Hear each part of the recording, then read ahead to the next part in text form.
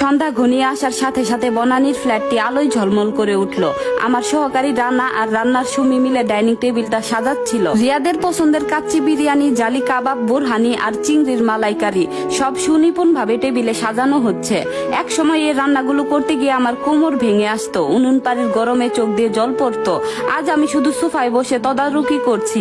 এই প্রথম নিজেকে একজন রানী মনে হচ্ছিল, অন্যের দয়ে বেঁচে থাকা কোনো অবহেলিত বৃদ্ধা নয়। ঠিক 7:30টায় দরজার বেলটা বেজে উঠলো। আমি সোফা থেকে উঠলাম না, রানা গিয়ে দরজা খুলে দিল।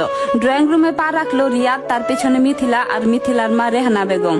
রেহানা বেগমের গলায় এখনো সেই মোটা সোনার চেনটা জলজল করছে, যা দেখার পর সেদিন আমার বুকের ভেতরটা ভেঙে চুরমার হয়ে গিয়েছিল। রুমে ঢুকেই রিয়াদ থমকে দাঁড়ালো। চারপাশের দামি ফার্নিচার, ঝাড়বাতি আর রাজকীয় পরিবেশ দেখে তার চোখ ছানা ভরা। মিথিলা আর তার মা একে অপরের দিকে চাওয়াচাওয়ি করছে, তাদের চোখে বিস্ময় আর একরাশ অবিশ্বাস।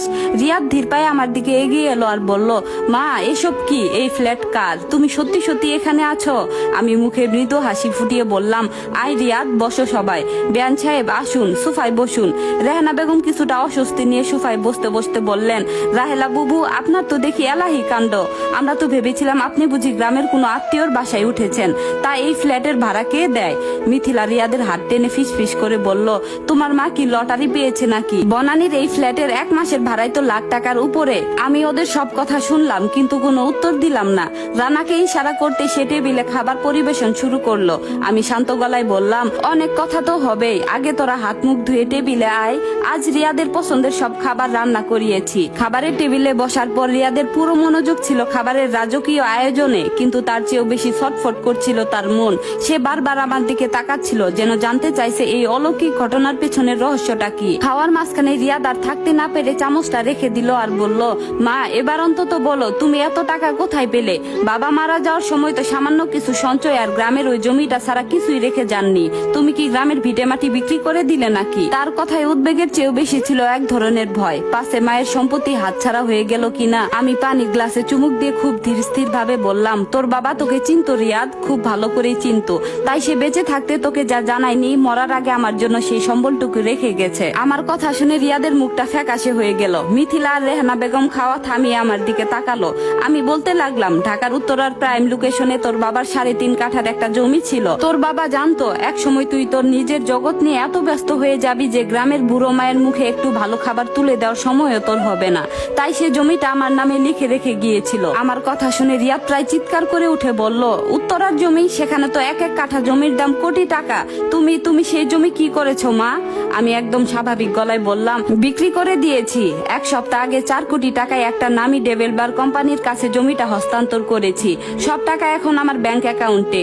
4 কোটি টাকার কথা শুনে রেহানা বেগমের হাতের চামচটা প্লেটে পড়ে গেল। মিথিলার চোখ দুটো বড় বড় হয়ে গেল, আর রিয়াদ যেন বিশ্বাসই করতে পারছে না যে তার চোখের সামনে বসে থাকা এই সাদা মাটা মা এখন 4 কোটি টাকার মালিক। রিয়াদের গলার স্বর এবার একদম নরম, ঠিক সেই ছোটবেলার মতো যখন সে কোনো আবদার করত।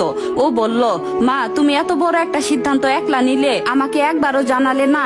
আমি তো রিয়েল এস্টেটের ব্যবসা বুঝি, আমি থাকলে আরো ভালো দাম পেতাম। আর এত টাকা তুমি ব্যাংকে ফেলে রেখেছো।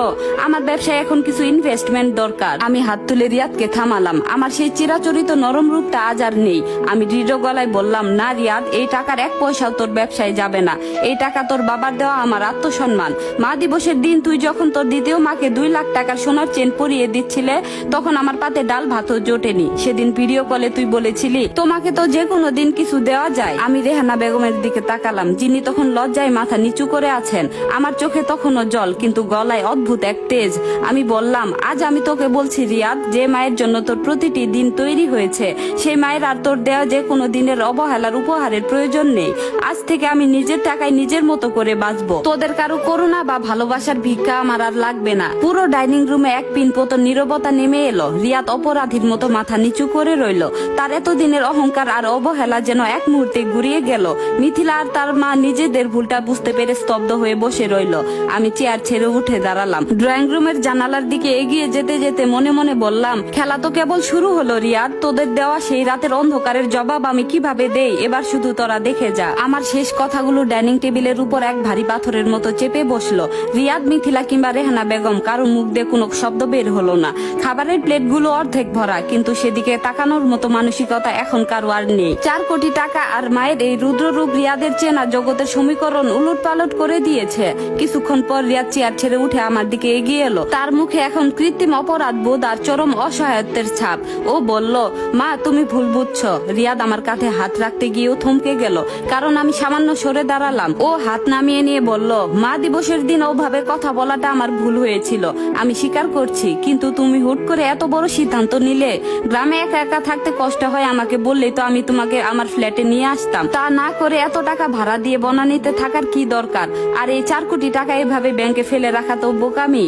আমি ওর দিকে তাকিয়ে একটা ম্লান হাসি হাসলাম আর বললাম, তোর ফ্ল্যাটে নিয়ে আসতি রিয়াদ? বিয়ের 3 বছরে তুই কতবার আমাকে তোর ফ্ল্যাটে যাওয়ার জন্য ডেকেছিস? প্রতিবারই তো তোদের একটা না একটা অজুহাত থাকতো। ফ্ল্যাটে জায়গা কম, মিথিলার বান্ধবীরা আসবে, নয়তো তোরা ট্যুরে যাবি।